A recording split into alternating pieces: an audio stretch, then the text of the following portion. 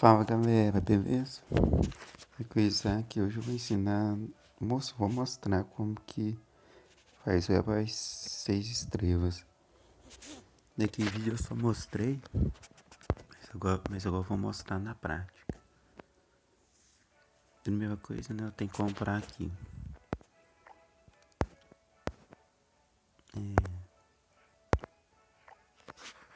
Eu vou upar essa Viviane aqui.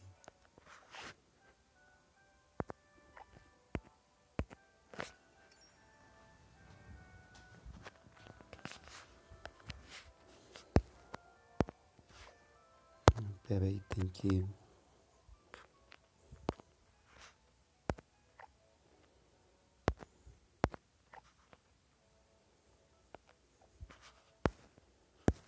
Já apareceu aqui já.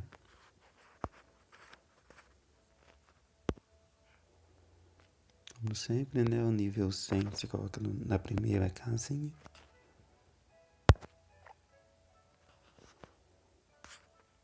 Você precisa de mais uma dela, né? Esse chapéu azul e mais 3 heróis 5 estrelas.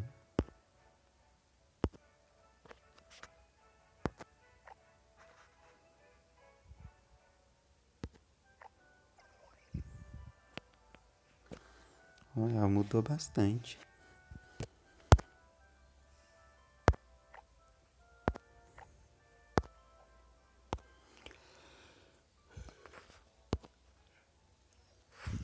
Aqui, ó, o poder dela aumentou um pouco. Agora ela tá... Vamos ver o que me apareceu aqui.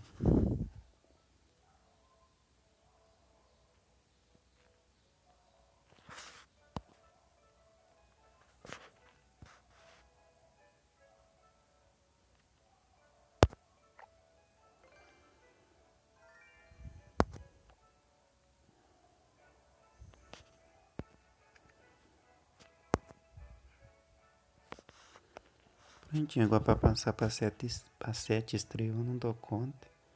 Porque falta heróis. Eu upei esse